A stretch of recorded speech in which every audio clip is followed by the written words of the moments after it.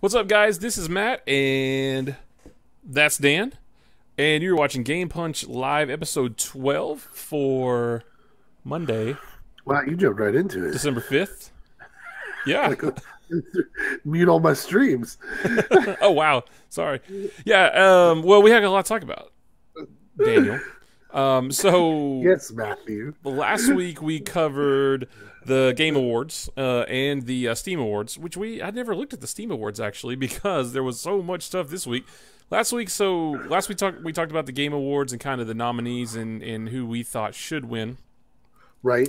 And the Game Awards were Thursday, and we watched them. And I told Dan, I said, wow, we're not going to have anything. We're not going to have any trouble talking about anything on the next show. And then I woke up Saturday morning and looked at the Twitters, and there was all this stuff about PlayStation Experience, and I was All thinking, these Twitters. I was like, what's all this? I didn't even realize it was on. So then that happened, and that added even more and more stuff. So we have got a jam-packed show. However, we do try to keep this show at a regular kind of Only at least an hour and a half, and we try to stay at that. right. we we try to keep this 30 or 45 minutes long. Chances are, if you're watching this, then you have already watched those other things. J-Dub on YouTube, what is going on, man? Hey, Jace. But we wanted to kind of touch on all the stuff, not necessarily cover everything that was announced, but maybe more talk about what we were excited about the most between the two shows. And maybe run down the winners of the Game Awards just real quick because we had some debates on some of those. So let's start there. And so we've got I've got a couple different articles on Game Informer pulled up because they do a great job of just kind of grouping it all together, so we don't have to go all around looking. Right. And so we'll go down this list here. We've got the Game of the Year winner was Overwatch, which I think you called that. Totally called it. You totally called that. I called Uncharted 4, and they got it wrong. It's okay. I mean, nobody's perfect. Is that going to be this kind of podcast? No, it's not going to be that kind of podcast. We I'm don't just show saying. bias, guys. We're all for all games, but man. But I do think it was definitely between the two of those.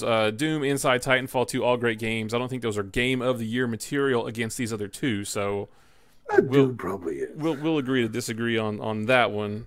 I mean, we could get into why one's better than the other, but that's fine. Best game direction, Blizzard. I think you called that one. Bam. I should have gone back and written down everything that we called because I kind of thought Naughty Dog should get it because the direction in Uncharted 4 was fantastic. But Well, no, Uncharted 4 is the fourth iteration. Overwatch is the first iteration. well, They brought a brand new IP out. that's true. Let me turn you up a little bit too. I don't know if you're quiet or not. There we go. And yeah, so I don't know. Again, agreed. But one thing we did talk about last week is Blizzard is synonymous with quality, and Overwatch is just a quality game. So it's not a bad pick. Not a bad pick at all. The best narrative, Uncharted 4. Obviously, I mean, Well, yeah, Overwatch wasn't in that one. Nice. No, there you go. It's a good choice. And I'm sure the Uncharted series have a great narrative. It's a fantastic story, especially spread over the 4 parts. And all I 4 wasn't parts. being sarcastic there. I'm sure it's a very good game. I just don't play it. Art direction, Inside. We didn't think much about. But the guys from Limbo, man, they make good games. So hats off to them. Hats off to them. Yeah. Best music, Doom. That was a pretty good choice, I thought. Actually, they actually played their music there, Which really which cool. is a great performance. It was pretty good. It was pretty awesome. Like it was pretty really intense. It's actually the best probably performance out of the groupings of performances that were there. That's kind of what I thought. Yeah. Best performance, we've got winner was Nolan North as Nathan Drake. I called that one. Obviously, I mean that had to be the one that won. Although I could have seen Emily Rose winning it for her portrayal of Elena in Uncharted 4 because she was fantastic.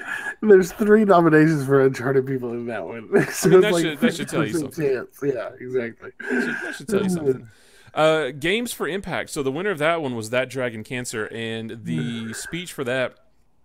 Very touching speech from the guy who lost his son to cancer, and the story behind the game being made as a outlet for their grieving process and their imagination to come from that. And then you could tell he was really happy from being there, but also to talk about his son. He was you can tell he's visibly upset, but that he's talking about a very personal subject. But he was really happy with gamers who took the time to play his game and experience something that was an experience about his son. So that's really, really cool. And the best speech of the entire night. Yeah, and it brought some, I mean, I don't want to say humanity, but I mean, it just brought a different feeling to the Game Awards, rather than just, this game won because it's awesome and that game won because it's awesome. It just brought some feeling to it. I thought that was pretty impactful. Best indie game, Inside, which is a good game, although I could have seen Stardew Valley going that way as well. Guys, remember when I told you that Firewatch wasn't that great? It didn't win anything. It didn't win anything, right? No, nothing. It didn't win anything. Maybe it was just up against better games. At least they were nominated. Best mobile game went to Pokemon Go, which I think we called that one. We both called that. I think we both called the VR game Rez. Yep. We're the only one we really know. Best action game, again, I had called Overwatch here. It went to Doom, so they're giving love to Doom, which is super, super cool. Yeah, which I think that's very deserved. I mean, I think an action game, I mean, you don't get more action-packed than freaking Doom. I mean, that was awesome. The best action adventure game went to Dishonored 2, which I was actually surprised. I kind of thought it would be Uncharted 4 because that is a massive adventure. But like we talked about when we watched it, I'm playing Dishonored 2 stealth, trying to do stealth, no kill, so it's not as super action packed. Like Dan said, I'm playing it the boring way. Well, no, you're playing it your way, but you're still having an adventure. So it's an adventure game. The action is is still there because the action is you being stealthy. That is what you're doing. And I do have to kill some suckers sometimes when I get backed into a corner. Sometimes you gotta kill a sucker. Yeah, really right. Best RPG, so The Witcher 3. Kind of wanted Dark Souls 3 there, but that's okay. Witcher 3 is really good. Did we think? What was your reasoning? You said like wow, couldn't get it because it's just an addition to an already existing. It's an addition. That's why I didn't give it to that. So I didn't think it should have gotten it there, and I'm glad they didn't give it to it. But Witcher, that's just an expansion or a DLC for The Witcher, the Blood and Wine thing, and I guess it's really good. But I wanted Dark Souls 3 to win just because I have a buddy who's a huge Dark Souls fan. Yeah, and it looks good. Looks really good. Best fighting game, Street Fighter 5. We're not really into fighting games, so take that what you will. The best strategy game, though, Dan, for Civ 6. Civ 6, #1, baby. There it is. That Dan, write in, vote last minute after he played it last weekend. That's right. And very good choice. So congratulations there. Best family game, Pokemon Go, which I think we both called that. I could have seen that going to really any of them. Dragon Quest Builders, Lego Star Wars, Ratchet and Clank, Skylanders Imaginators. Any one of those are very deserved of the best family game. Yeah. The boy and I have fun playing all those. Best sports racing went to the only racing game. Well, I know, but they had sports in there, so luckily they didn't go into that soccer stuff. Am I right, guys? Why would that win? We called Forza 3. Best multiplayer, Overcooked. There you go. I was thrilled to see that. Now, I'm surprised to see that over Overwatch. Or even Rainbow Six. I think they wanted to. They spread the awards around. It's like you get mad if Overwatch was in all these different categories. It's Game of the Year, but why didn't it win its category?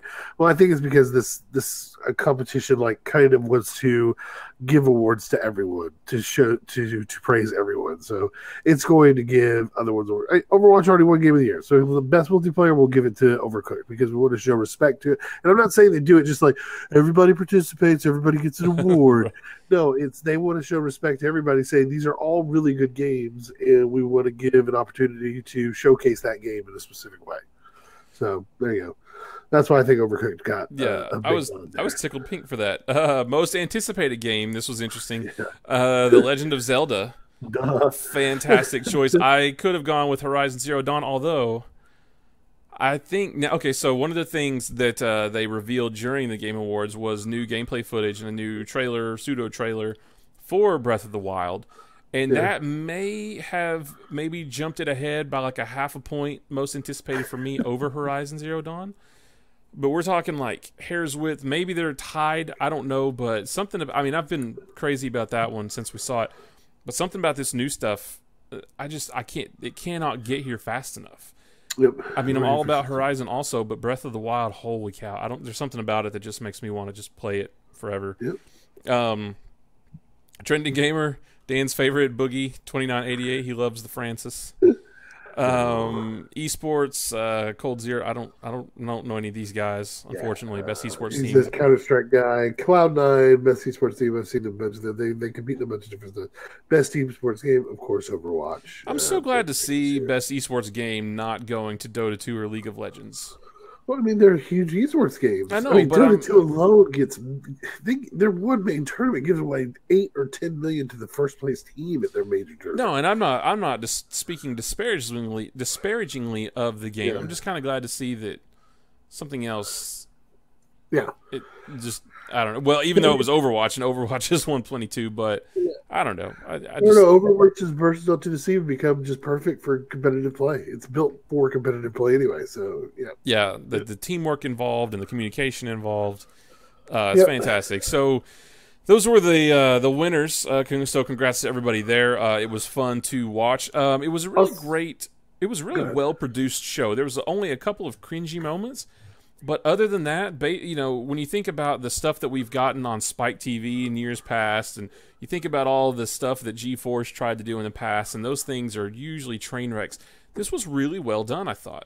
They try to bring in celebrities, and they bring in people who don't care or who don't care about video games, and they try to make it so much like an Oscars or an Emmy show, and it just falls flat on its face. It becomes really weird and awkward. And this they did just fine. They go between game to game, and they cut over to the side, talk to another studio over there, and talk about some things. And the people who gave away awards were actually in the gaming business or were part of it, or people who truly were fans. I think they did a great job. I like it better this format than Spike TV. Oh yeah, absolutely. So those are all the winners. We ran through them pretty quick, but we've got a lot more other stuff to cover. So there was a lot of reveals or new trailers and things like that during the show, and I wanted to touch on a couple. Let me flip over here. I've already got it queued up. One of the craziest, probably the craziest, was the new trailer for Death Stranding, which it didn't really tell us much more other than it gave us more questions than answers. And I'm actually not going to play too much because I guarantee this will get hit with copyright. Yeah, my thing is, I'm guessing the first video they're showing the good guy and the bad guy. Yeah, I think so too. This image right here was fantastic. The skeleton soldiers, and then Mads Mikkelsen in the background. Yeah. This part was pretty crazy. This is all I want to show though, because I don't want to get flagged for. I get flagged for everything I put up. It gets copyright. I always send emails to. Oh, so you did it. So interesting about Death Stranding is that I don't know if you saw the thing where if you play the first trailer and the second trailer simultaneously. Have you seen that? And I watched it, and it's true. If you play the first trailer and the second trailer together at the same time, do you know the part in the first trailer Norman Reedus is holding the baby and he looks down and it disappears? Yeah. Well, at the same time in the other trailer, that's exactly when he connects that container to the tube and the baby appears. It happens exactly at the same time. It disappears from Norman Reedus and appears with Guillermo del Toro. Ooh. So, we're thinking, what's up with that? If you look... that means Diablo 4 is confirmed. Illuminati confirmed. And it's interesting. What's up, Lou, on Beam? Oh, the audio is out of sync on Beam. That's not good. Sorry, Lou. Maybe it'll fix itself. And also, if you look in the first trailer, the handcuff, Norman Reedus has handcuffs, like a dangling one on his left hand or his right hand. Guillermo del Toro has the same thing on the opposite hand. Ooh. So there's some kind of connection there, we think. People were speculating that the 5 things floating in the sky in the first one. Yeah. And then at the end of the second one, there's 4 skeleton soldiers, and then the Mads Mikkelsen in the middle. There's 5 there. Lou, refresh your Beam. It's not out of sync on mine. Take that, Lou. You feel good about yourself? So yeah, that was cool. So it's fun to speculate. I'm sure we'll get more. It's probably not going to be out for another couple of years. So, what else? There, Telltale with a new Guardians of the Galaxy game. I can't really get into those games too much. The first trailer for a Shovel Knight prequel. Ooh. I know you're a big fan of Shovel Knight. I like Shovel Knight. Yep. You do like Shovel Knight. Dauntless is a new online co-op action RPG. You can sign up for the beta. I think it's coming out next year, and it looks pretty spiffy. I'm trying to play the. Did you use the term spiffy? I mean, yeah. I mean, yeah, bro. At first, we thought it was maybe going to be like a 4v1, but it's going to be an action RPG, Diablo-esque, Torchlight kind of deal. Not sure if it's going to be loot heavy like those, but it's probably going to be the same isometric top-down kind of thing. Right. I went ahead and signed up for the beta. This could be fun for us to play. Yeah, it'll be worth checking out. I was really interested in this one. Let's see what else. Anything else that grabbed you on this one? New Mass Effect Andromeda gameplay, which looked really fantastic. Yeah, it looked alright. It still hasn't hooked me though. I'm more interested in this one than I was the original three. Yeah. There was more stuff about Prey, which again we're kind of just grazing over all the stuff because if you're watching this, you've probably already watched all this stuff anyway. But there's just so much good stuff. New Lawbreakers, which isn't even out, but they were touting it like, oh, there's a new map and a new character. Well, most of the world hasn't played it, but okay, sure. Oh, Hideo Kojima received the Industry Icon Award, so very rightly so. Yep. All right, let's. I think we've hit the video game award stuff long enough. Yeah, it was a great show though. But then on Saturday, so if that weren't enough, Saturday we get the PlayStation Experience, which I won't say came out of nowhere. It came out of nowhere for me. Came out of nowhere, but because I didn't know it was coming, I got to watch the whole thing, and I kind of feel like E3 is maybe becoming irrelevant. Oh yeah, E3 I think has been irrelevant for a couple of years now. Most of the major studios don't go anymore. The only ones that go is Sony, Xbox, and that's it. None of the big gaming studios. They get a lot of the indie stuff, but no, most of the people have their own tournament or their own conferences to announce their stuff. It's kind of like how Marvel doesn't have a huge presence at Comic-Con anymore. They do their own thing later. You know, sort of similar. But yeah, PlayStation just knows how to put on a show. They had a great panel or a great keynote at E3. They had the terrible PS4 Pro reveal, but then they came back with this. So some of the big things out of this one, they opened up the show with gameplay or a little bit of footage. I'm pretty sure it was gameplay footage. It may have been pre-rendered for a new Uncharted game, The Lost Legacy, which you get to play as Chloe from Uncharted 2 and 3, which she was a fantastic character. So that's gonna be awesome. They said it's gonna be longer. It's not a full-fledged game. It's going to be longer than the Left Behind DLC for The Last of Us. It's gonna be shorter than Uncharted 4. So it's kind of its own standalone thing. I'm thinking it's maybe going to be like a $30 or $40 thing. Probably not a full $60 AAA game. Well, it's going to be AAA, but not a full-fledged game. But it'll be plenty for me. We're on a Game Informer article here that wraps everything up. They showed Dreadnought coming to the PS4. Let's see. Resident Evil 7 gets an updated demo, which I downloaded and haven't played. I've been too scared. Ooh, nice. Check that out. Gonna play it in the dark. We got some gameplay footage for the Crash Bandicoot Remastered Collection. Well, yeah, and you got Parappa the Rapper being remastered. So we'll be able to rap again and kick punch. It was let me play this. Let's go back to Crash Bandicoot real quick. I've got the video here. So they showed like a nice comparison, like the real boxy, polygonal, old school graphics for the first one, and then showed how it's going to look in the new game. So that's going to be like right there. Was really cool. I'm probably going to get this one because I used to love Crash Bandicoot back in the day. This will be fun for me and Ben to play too, I think. Yeah, I used to play all the Crashes too. They were fun. I used to love Crash Team Racing. Yeah. For some reason, that was fantastic. Marvel vs. Capcom Infinite, which is pretty cool. A lot of people are into that. I'm not much of a fighting game guy, but you know, that was pretty cool to see a little bit of that. Anything Marvel video game is good. What else? There's something I'm saving for last. They showed some new gameplay footage for Neo, which is kind of a Dark Souls, but in feudal Japan kind of looking game. Yeah, that looked pretty cool. Which I never played the demo for that. I don't know if it's still out there. I'd like to. Nier Automata looks pretty good. They showed some more gameplay footage for that. Again, just kind of going down through some of the things that sort of grabbed me. More Horizon Zero Dawn, or a new trailer, I mean. Right, they showed more of the Death Stranding, just with different music in that one. Did they really? Yeah, another Hideo Kojima was there. Oh, I didn't see any of that stuff. Yeah, he was there. There's going to be more DLC for Gravity Rush 2, which I still don't think is out yet, but I'm excited for that one. Anything Knack 2, which nobody expected, because the first Knack that I got bundled with my PS4 was there. Yeah, that's a game. I guess they're doing another one. They're doing another one, which looks like a lot of co-op stuff, so I was kind of excited for that. Looks like a lot of fun things to do with the boy there. And then they wrapped up the show with the reveal, which everybody kind of figured was coming at some point, but it's officially been announced, The Last of Us 2. Yeah, which is fantastic.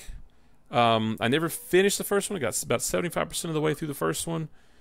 Something happened. that good. I think I moved or something and kind of fell out of it. Never caught back up. But I got the remaster a few months back, so I'm going to start from scratch for there to get all the way through there. That's a fantastic game. The second one's probably going to be just as good. All you got was a little cutscene. Yeah, just I mean, it wasn't much. But the biggest thing that we got from that was that it is confirmed. I mean, that's the biggest news from that. They had a panel on the whole thing, and I guess you're going to play as Ellie most of the time in this one. Yeah, you won't be playing as the other guy. With Joel, Joel, which you did play as Ellie a little bit towards the end of the second one or the first one. And this is kind of a revenge story for Ellie. Yeah, with they said the first game is about love, and this one's about hate.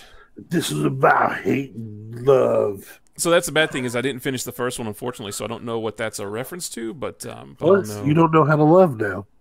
Wow. The first game's about love, Matt. Do you remember love? That's a big Macross theme. But yeah, and overall, just a fantastic show. I think probably The Last of Us 2 and Uncharted Lost Legacy were my two big takeaways. And again, if you're watching the video of this, sorry for not showing too much of it, yeah, but guys, YouTube and its copyrights, and it's a pain in the butt. It sucks, yeah. But what an awesome weekend for video games. There you go. It needs to be 2017. Had by all. What's that? I said good times had by all. Yeah. All right, so moving on from all of that, we want to talk about some of the games that we played throughout this week, and we got some more than just WoW, although we did play World of Warcraft. We got almost everybody, not attuned, but we almost got everybody through the Mythic for Halls of Valor. Correct. Which is part one of our quest to get attuned to do Karazhan. Correct. So that's pretty good. We got to do a few more, but most of us got the first one, and it's pretty challenging. Oh yeah, especially the infight with Odin. There's a lot of mechanics which were pretty fun, even though you don't have to do that for this. But we got the achievement and all that stuff. That was fun. Yep. Dishonored 2, I played some more of it, still going 1 hour at a time through that game. I've been playing some Dishonored something on my lunch break since October 19th, and it's December. That's what happens when you play a game 1 hour a day. 1 hour a day. Still so many fun things about how you can do. Today I was going to take out a guy, deliver him to another guy to get a favor, but then I realized, wait a second, I can actually go the non-lethal route and take out both of them and dispatch of both of them at the same time. Ooh. And that's going to open up something new, something else. So that was fun to discover that.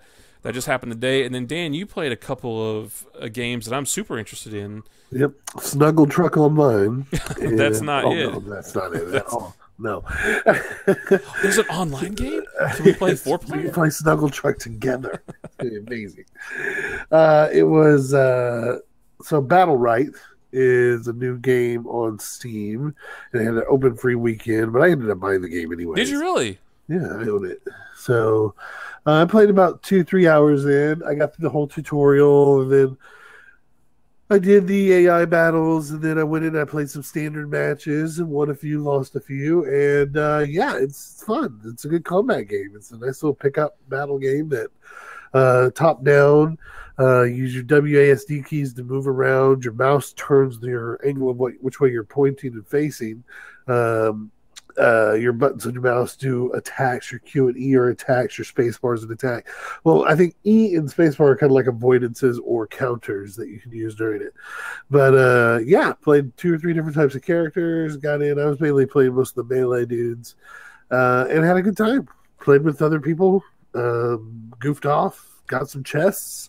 Yeah, can't complain. Got one of my characters almost to level 5, I think. I hated that I missed the free weekend because I really wanted to try that out. But if Dan says it's good, who knows if it's good, really is or not.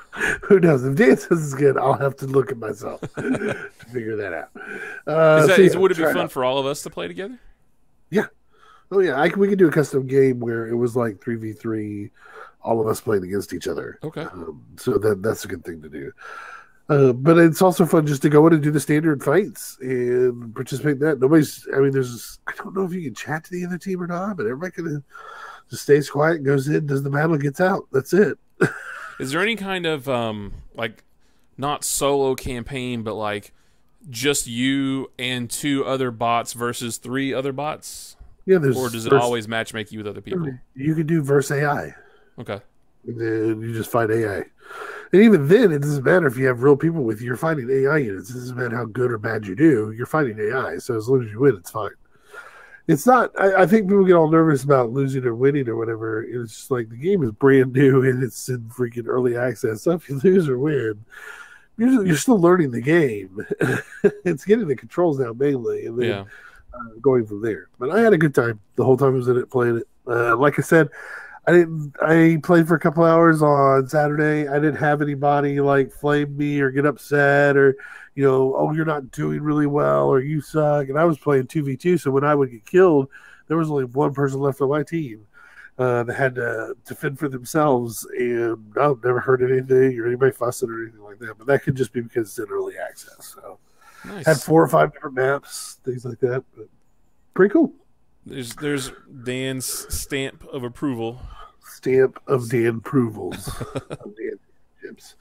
The other one was World of Final Fantasy. So I started playing that. And I've gotten about almost 6 hours into that.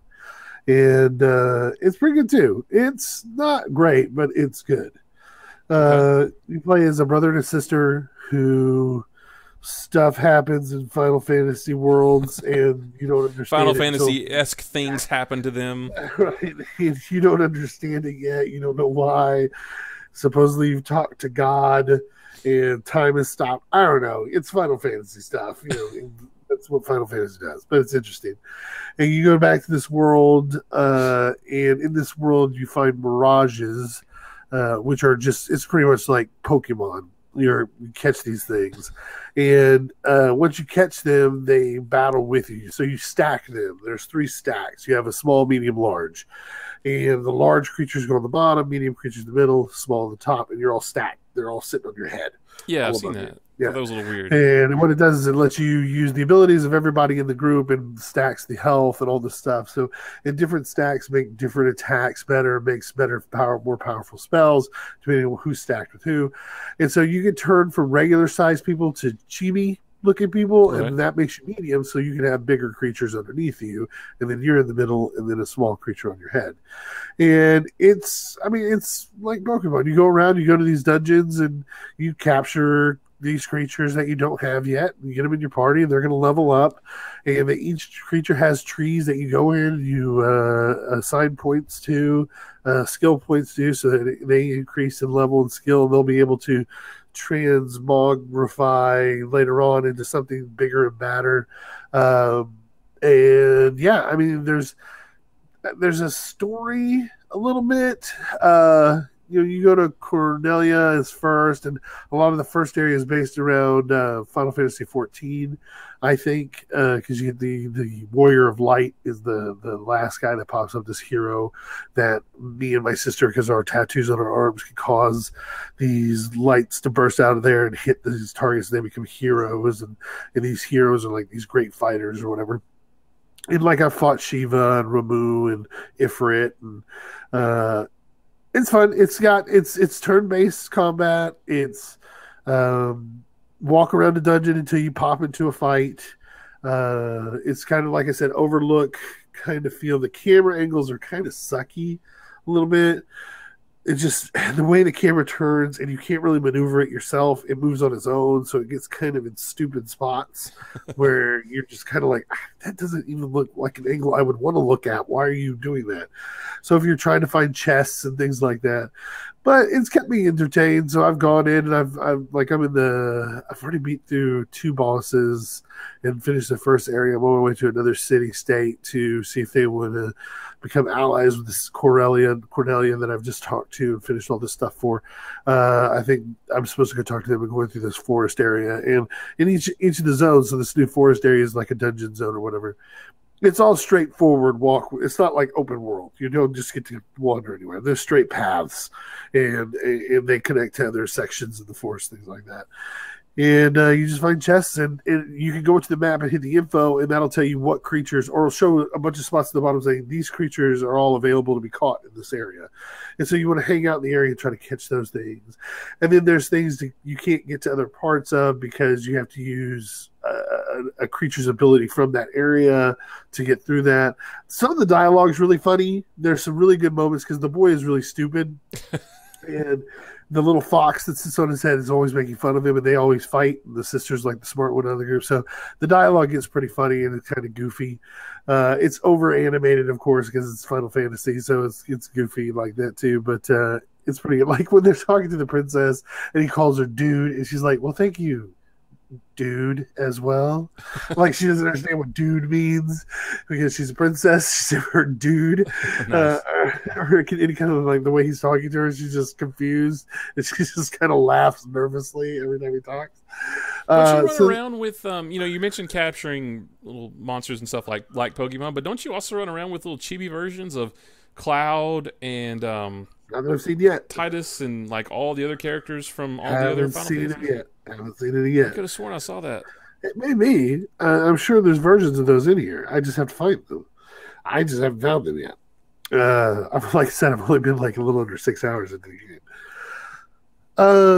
I'm sure there are. I'm sure they may be heroes like this Warrior of Light that I caused to pop out of his. He was like holding back, and he ends up releasing his power, and he becomes the Warrior of Light. He's like a special character. He's your main character of Final Fantasy 14, but it could be that where I release like Squall ends up popping up or Cloud, and then they're just a hero character. They're not one that's with me. Oh, okay. Maybe that's it. Maybe that's what I saw. But I haven't seen them yet, so I don't know. I have no idea. Like I said, I've gotten I think I've got about 15 little dudes now. Everybody's getting around 7 or level 8, level 9. I'm going through the forest area now, trying to find all the creatures in there. I'm getting to the point where I'm finally getting larger creatures so I can make my guys little chibi characters and then still have a stack of 3 because you're more powerful in a stack of 3.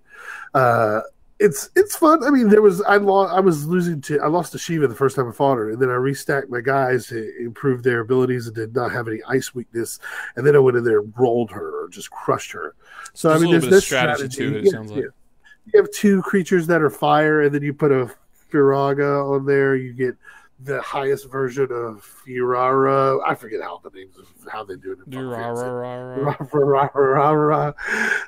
You can find crystals to put on your people, so they have other abilities. You get seeds that a lot of the skill chains for some of the creatures have these spots on it that say plant a seed here. They'll learn this, so you can teach specific spells to creatures so that everybody can have a cure or something like that. Like I said, these crystals you can put on so you learn the spells without having to have that creature on you. you're looking for the perfect stack of creatures and how they all complement each other and things like that. There's all kinds of stuff and strategy in it. So it's fun though. It's not great. I'm going to tell you that right now. It's not super awesome, but it is fun. I've enjoyed it for the 6 hours I've played it. Nice. See, I downloaded I realized, or I found that there was a demo for the PS4 and the Vita. Yeah. So I downloaded those. I haven't played them yet, but I'd like to try that on the Vita. I think that would be a good Vita game. There you go. Been trying to figure out if I want to sell that or not. So maybe I'll try this out before I do. But well, cool. Give it a shot. Well, I'm glad you tried those out. You didn't try the No Man's Sky Foundation update, right? No, not yet. Not I yet. probably will at some point. I just haven't done it yet. Yeah, I want to find out what that's like. That's got my interest peaked just a little bit. Ooh, piquing the interest. Maybe we'll see. Yeah. All right. Yeah. All right. Sounds good. Yeah, well, that's it, guys. We went through everything. There was so much to cover, so I know we went through it pretty quickly, but yeah, we did. it's just not, we just like to keep this short. Just wanted to talk about some of the cool things that happened, some of the very many cool things that happened over the weekend. But thanks for hanging out and watching. If you want to check us out anywhere online or anywhere that we stream or have videos, Twitter, Twitch, Facebook, YouTube, and Beam, all those /nerdpunch. Nerdpunch.com is our website. Nerdpunch@gmail.com is our email address. If you want to email us and tell us what you thought was the coolest thing at the Game Awards or at PlayStation Experience or what you didn't like or anything like that, feel free to do so. But we're out. So until next time, talk to you guys later. Bye. See you.